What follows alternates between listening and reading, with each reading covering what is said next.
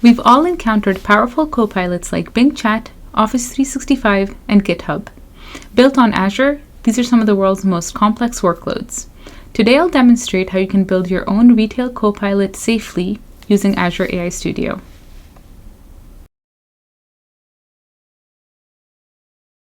The first thing that I will do as a part of building my application is creating a project. Through this, I create an Azure AI resource.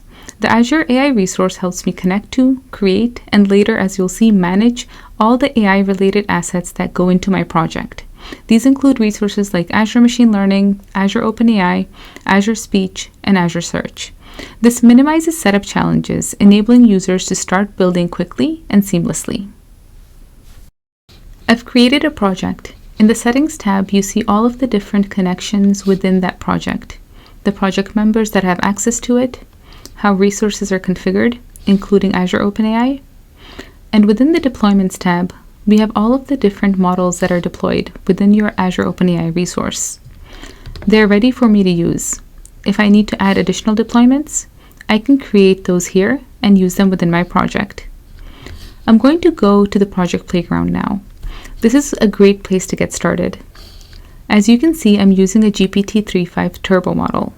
Initially, when I ask a specific question about my data, the model doesn't know because it hasn't been grounded in my data yet. As expected, it says that I do not have access to the pricing information.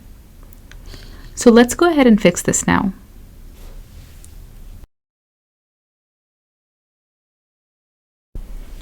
I'm going to ground this model with my data using Azure AI Search. By ingesting our data from one lake and using a vector index through Azure Search, we've solved this problem. As you can see this time, when I ask the question, it shows the answer. It also references which product document it's retrieving that information from. Not only have we grounded this model, but we've also enabled multilingual responses.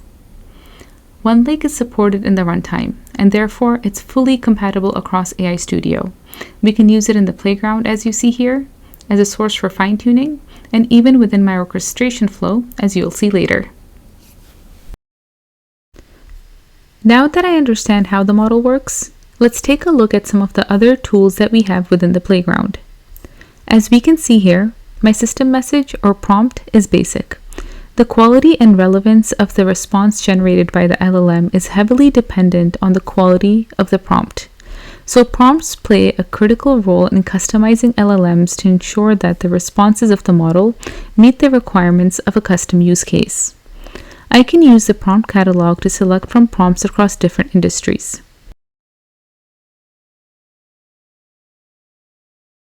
So far in the playground, I've been having a one-on-one conversation with this model. For me to understand more about the behavior of my application grounded with my data, I want to be able to ask several questions and compare the results. For that, we can use our manual evaluation tool. Both the system message and my vector index have been carried over. Let's change this to the GPT-3.5 Turbo model. I can input questions directly in the tool. Optionally, I can add expected responses to compare with the output of the LLM. What could be quicker is if you import an entire data set. As you'll see, I've already gone ahead and done that. I had a data set that had around 10 questions, along with expected responses that I know to be accurate. I'm going to run all of them as a manual evaluation. After the test runs, which is pretty fast, I can quickly review all of the outputs in conjunction with my data set and its expected results. Now let's analyze these responses.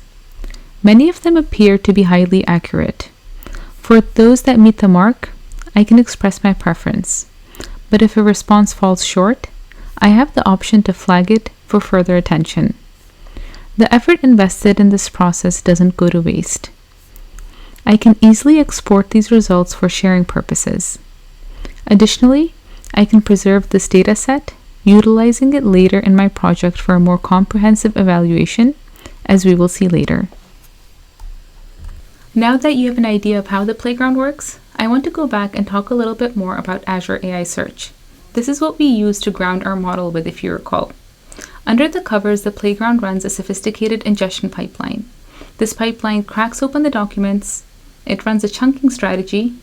It then embeds the data using an LLM and inserts that embedding into Azure AI Search. Next, we're going to look at the different search types and the impact that they will have on your application. Now that you have an understanding of how we grounded the model, let's talk a little bit about the different search types that are available through Azure AI Search. First, we have vector search. Vector search is great at understanding the relationships between words. For example, it can understand the relationship between tent and camping. However, it doesn't do a good job with exact words. For example, if you're using phone numbers, email addresses, or product names. For that, good old keyword search works much better and it's faster. With hybrid search, you have the ability to use both keyword when users want specific information and vector search when you want to better understand user intent. Last, we have semantic search. This is the search that rules them all. It builds on top of hybrid by adding a ranker. This ranker makes sure that the best information gets surfaced to the top of our search. So let's go ahead and try the hybrid plus semantic option. I've selected it. Now my model is grounded with my data. I'm going to ask this a question about which hiking shoes should I get. Initially, it's telling me that I cannot provide a specific recommendation. However, since we had the hybrid plus semantic ranker enabled, it does pull up the trail walker hiking shoes at the top of the list. And not only does it do that, it also gives me a summary of why those shoes could be a good fit for me. If I hadn't enabled that, I would have stopped here and not been able to provide my user a recommendation for the trail walker hiking shoes and why they would be a good fit. Now that you've seen an example of grounding a model with your data and the different search capabilities, the reality is a lot more complex. Customers want a way to be able to add many data sources. They want to use other models along Azure OpenAI models. They want to test different variations of meta prompts and models together.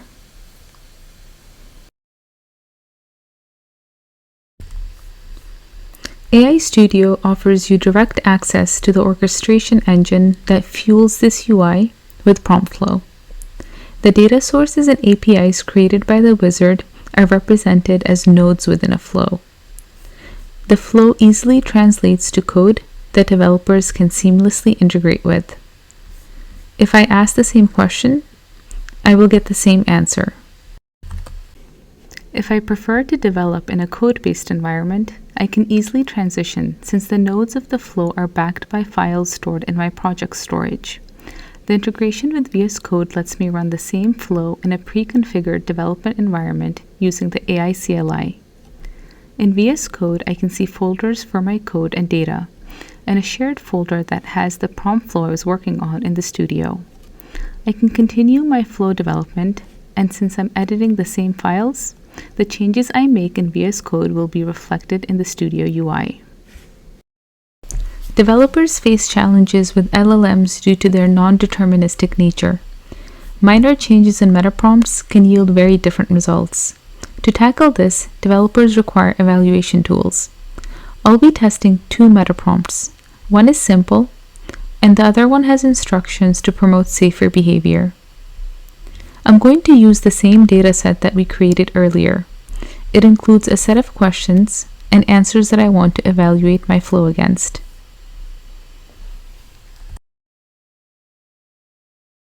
AI Studio gives me a comprehensive list of metrics that help me evaluate the impact of changes on my application.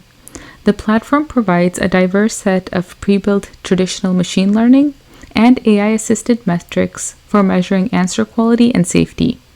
These can include relevance, coherence, fluency, similarity, and groundedness.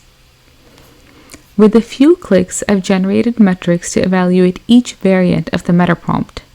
Variant 0 was the basic meta prompt, and if you recall, variant 1 was the safer meta prompt. In general, it looks like the safer meta prompt has slightly better metrics. If I want to dig deeper into the metrics for this variant, we can do that too, through the instance view. Here I can see a set of metrics along with the information that I need to pinpoint where the gaps are in my application for the safer variant.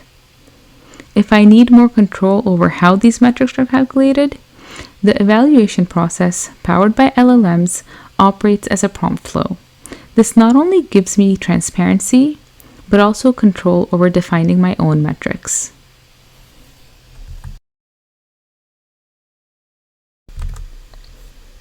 Let's look a bit more into deployment. With a few clicks, I can deploy this to an endpoint and integrate it into my application. I can also monitor my application's performance and safety using the same metrics as I did while building my application.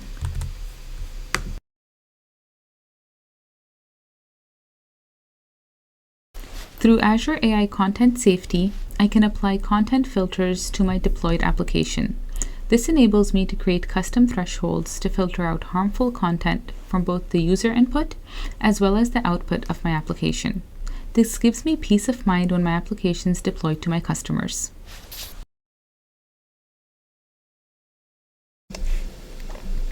Let's say you want to use other models within your application. Imagine having the flexibility to choose from thousands of open source models within your application. For example, you can use Meta's 70 billion parameter Llama 2 model. However, if you don't know which model to pick, we've got you covered.